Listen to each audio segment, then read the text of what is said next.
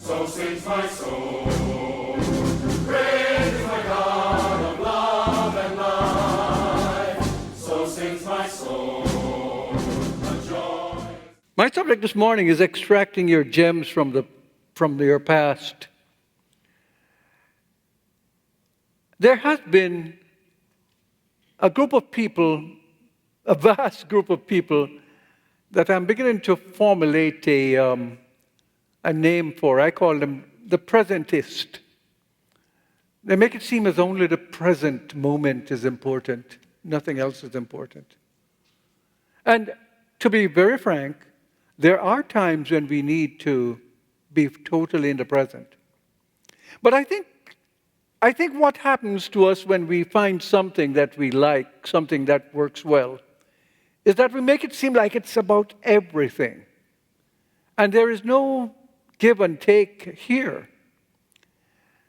And it makes it seem as if the past doesn't mean anything.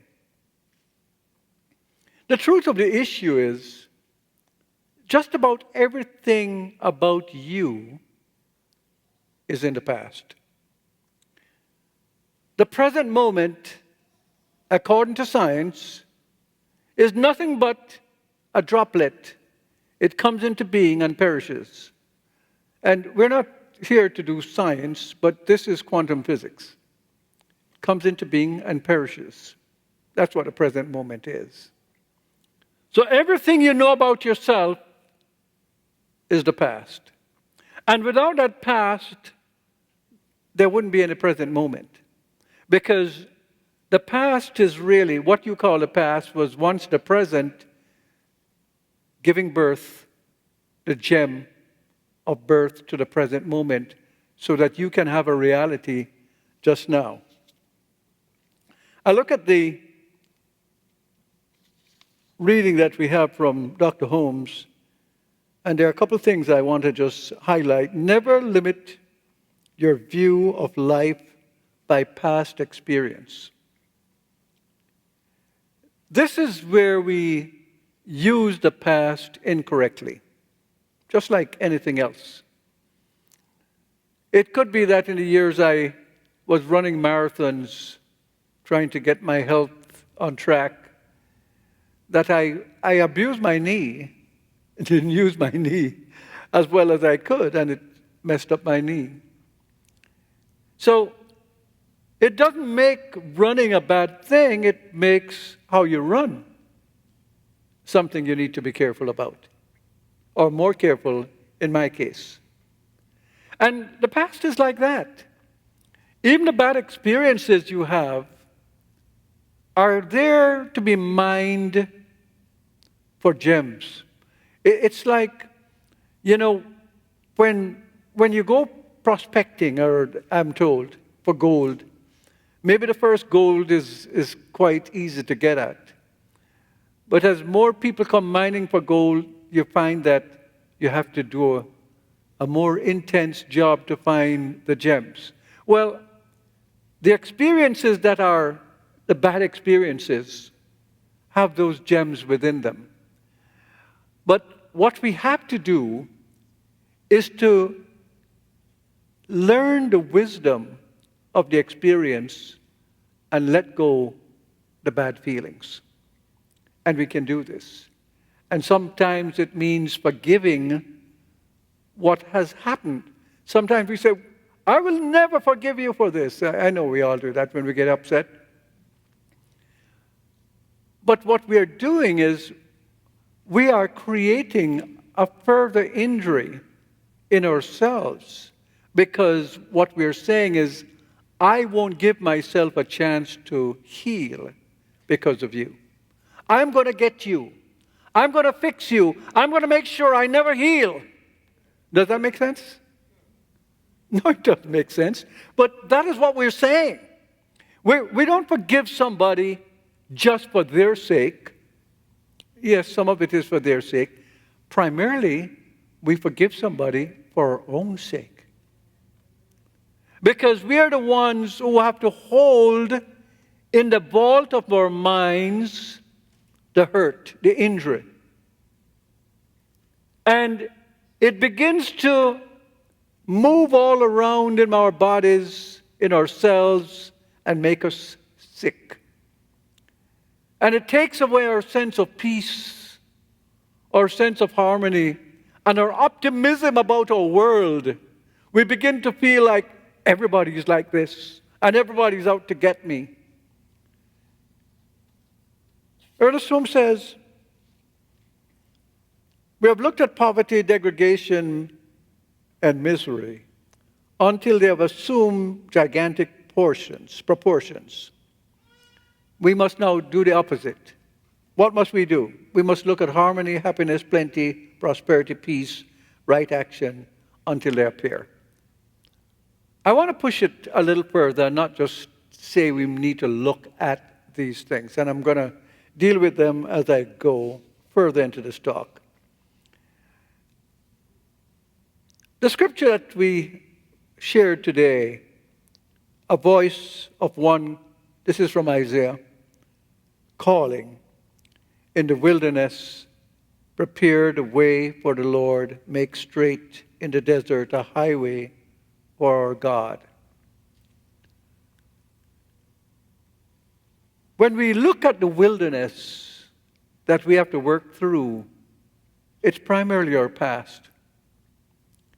And when we do not get rid of the blockage that are in there, because what is our past? But the acceptances of our thoughts and impression about what life has done to us. And if it is primarily negative, what do you think your consciousness of life is going to be? But primarily negative. Or you make progress and suddenly you come upon a situation that is similar to an injury that you had previously, and you begin to relive it.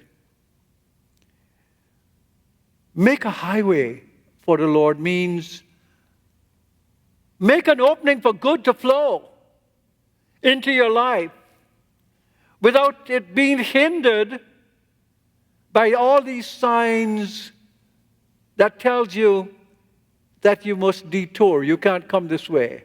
All these mountains that are now in your way, mountains of your own making. Yes, somebody did something bad. That's factually true. But you made the mountain. You made the mountain by your acceptance that I'm going to hold on to this in a negative way. And you begin to seed that field of negativity. You begin to seed it. Positive and negative experiences are part of living. There's no such life that has no negative experience. There's going to be a negative experience. You know, you're hammering something and you're doing a good thing and you miss the nail and get your finger caught. Well, that's a negative experience. But there's no reason to keep cursing the hammer. You know, put the hammer down or get somebody else who knows how to nail something to do it. We're here to solve our problems and to not create obstacles in our way. And this is the obstacle that comes in our way, to which Jesus say, if you have the faith of a grain of mustard seed, you say to that mountain, be removed and be cast into the sea, and do not doubt it shall be done. It's not Hollywood Hills he was speaking about. He was speaking about the mountains of obstacles in your way to be your best self, to be who you are. And you're so wonderful, you can't even imagine. Your ego tries to play this Mr. Wonderful, and it has no idea of how wonderful you really are, that you don't really even have to pretend. You just have to be naturally who you are. And when you're naturally who you are, Spirit shines through you, because it's like cleansing the doors of perception. And when you cleanse the doors of perception, you begin to have the light of Spirit shine through you and upon all the world. And you become a center for healing, a power for healing. Buddha speaks of this when he says, all that you are is the result of all you've thought. But all you have thought, Ernest Holmes will say, you have embodied. And when you embody your thought becomes the law of mind in action, and it begins to repeat itself regularly because you have embodied it. So, what are we embodying? All that you have thought. All that you are is the result of all you've thought. So, if there are some things that you are that you don't like, take time to reflect upon them and bring about healing so that you can move along your path more freely. You don't need that load. You don't need that drag. You need the freedom to flow into that great yet to be that you can be still. Jesus says, in my Father's house, there are many mansions. What if we begin to think of these mansions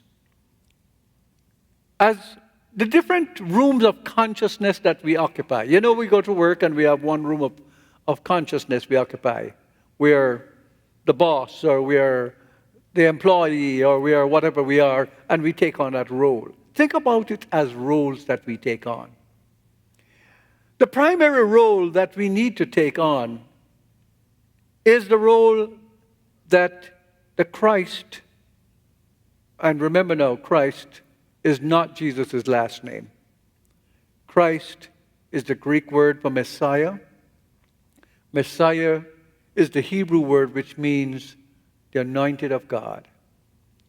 And this used to be focused on all the prophets and kings of old. They're considered anointed. But everyone is anointed. If you go back to Genesis 1, it says you must have dominion over your life. You're anointed. You're here uniquely to live the life that you can live and nobody else can live that life. To take charge of that life. To be anointed, which means the Christ Spirit. The Christ in you. As the Christ in Jesus. And so what Jesus said, I go to prepare a place for you. And I will come again and receive you unto myself. That the consciousness of wholeness, the consciousness of healing, the consciousness of the best expression of Spirit through you as yourself goes to prepare a place for you and receives you. And that going is also going into those elements in the past that are still injuring you. And realize that in my Father's house, there is this house of healing, this consciousness of healing that is taking place. And once you come to a place where you accept that, then that acceptance becomes all that you've thought, all that you are, is a result of all you've thought. And wholeness becomes a reality in your life, so that when good and bad things appear, that's all right. That's the adventure. There can't be any adventure in your life without good and bad, right and wrong, tall and short, dark and light. It's part of what it is. And the graduation, like the students that you see here today, matches the original graduation that I call the parental myth. And the parental myth was when Adam and Eve ate from the tree of knowledge of good and evil. In other words, when a child comes of age where he or she begins to assume adult interests, but they are not ready yet to take it on. They want the privilege of adult choices without understanding the responsibility that goes with it. Up to that point, the emphasis is on obedience. The parents say, obey me, do what I tell you. But they are soon moving to the point where they're looking at the world and making their own decisions. Many of them will be right, many of them will be wrong. But now it's the process, it's a graduation process. And when that child now, an adult, young adult, leaves home and take it on his own, that's the graduation. So the first graduation is Adam and Eve coming out of Eden, conceptually. And that's exactly what happens to all of us as we leave our parents' home. Exactly what happens to us when God says to Abraham, leave your father's house and go to a land that I will show you. It doesn't mean that everything is going to go good from that point. He's still dealing with all the trials and tribulations of the journey, because the journey is an adventure. It's an adventure, and you're engaged in it. You're the star. You're the hero. This is your journey. This is your life. But what you have within you is the trees that were only in the center of that garden they're now in the center of your garden. And what is your garden? Your garden is consciousness. Just like Jesus saying, the kingdom of God is where? Within you. Within you. And so all of us have this magnificent centeredness of God's kingdom within us to deal with these issues, to deal with the problems, to go back into the past and resolve issues, recognizing that this is part of life. Issues are part of life. There's no, I don't want any problems in life, so here comes COVID. What do? You say, oh, it's all good. No, it doesn't have to be all good in the sense of each thing being good. We can say, no, not this. Poverty is not all good. Ill health is not all good. We said, no, we understand and saying, begin to think the opposite. Why? It's all part of the adventure and the experience, but you have the power of choice. That's what the tree of life of good and evil means. You now have the power to choose where your experience is going to go. But you can't do that without becoming the person who cannot help but attract to him or herself the things of his or her desire. You have to be the person to do the person, and you have to do the person to be the person. So it's not necessarily one before the other. It's both whenever the opportunity comes on, whichever one you need to. It's kind of like saying, if I'm going to walk, do I always have to put my right foot first? Well, if I'm in the army and they say that's the way, or left, right. They never say right first. They say left, right, left, right. Now, why did they say left, right, left, right?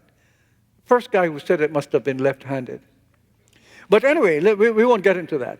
But the idea is, when you're walking, you don't get up and say, well, I got to always put my right foot first or my left foot first. You walk, and they're complementing each other. And so being and doing are like legs, like arms. They complement each other. We have to do both.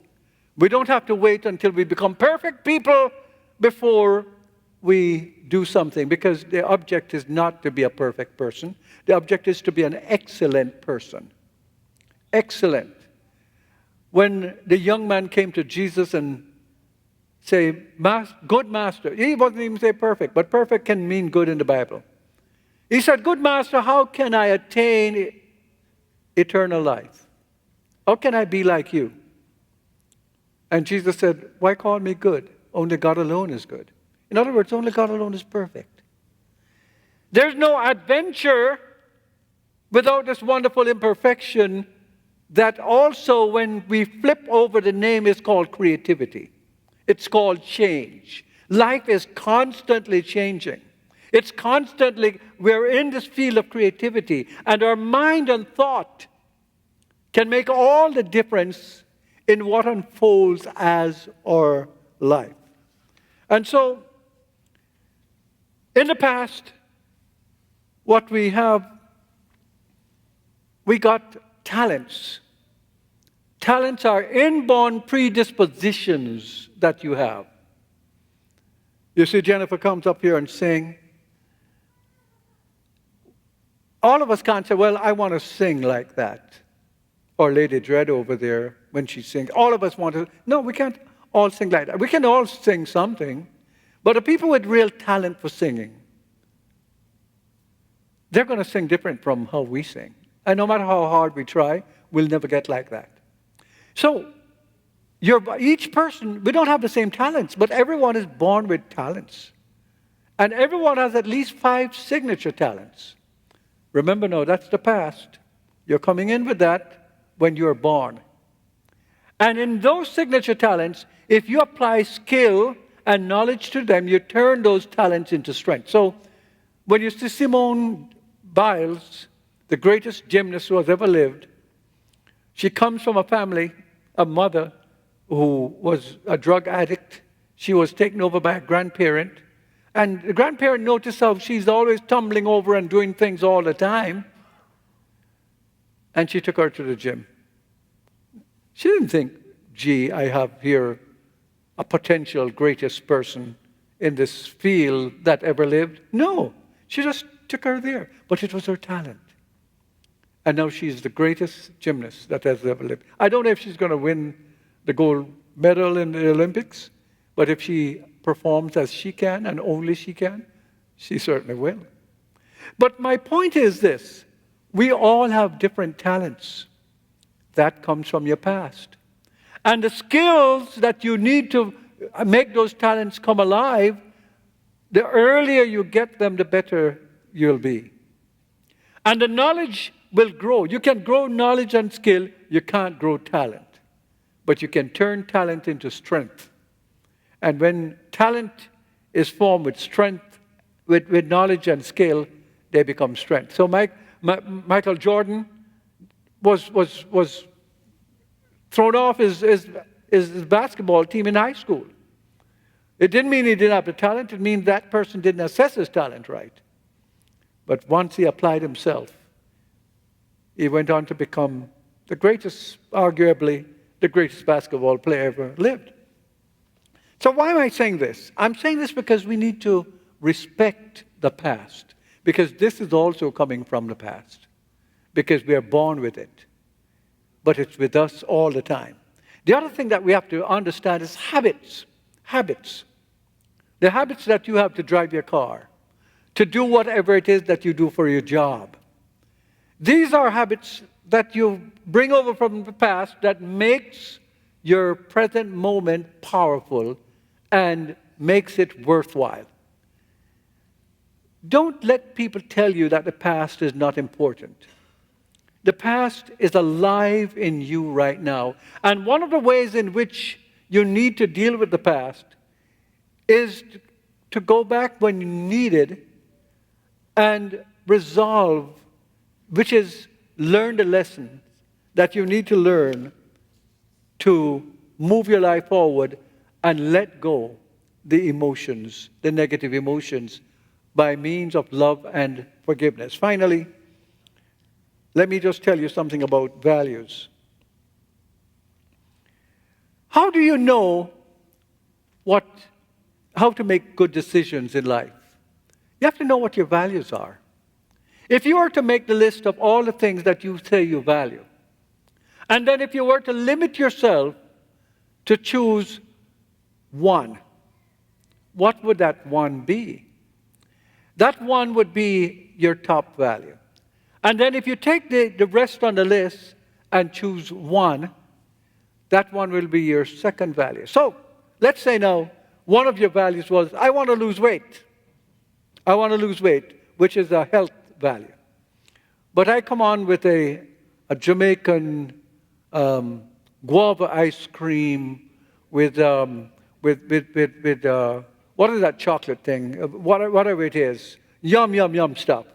And you said, gosh, you got to come and participate in that. Won't you like this? Now, what is going to make you not eat that wonderful Jamaican rum and raisin ice cream? Wow. I'm getting sick right now thinking about it. What is going to make you not take it is because you will look at your value and say, my value is health. And if I'm going to be true to my value, I say no to that.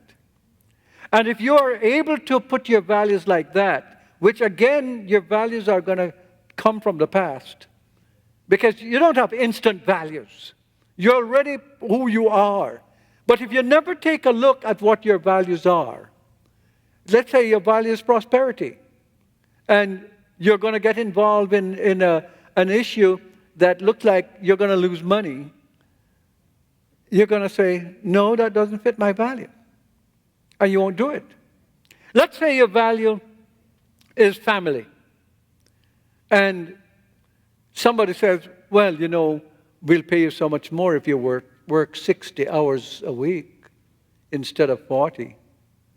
Then you begin to think, well, that means I won't really spend the time I want to spend with my family. So what is the decision? The decision is that the family is more important, so you won't work 60 hours. No, I'm not discouraging you from working. I'm just showing you how values work.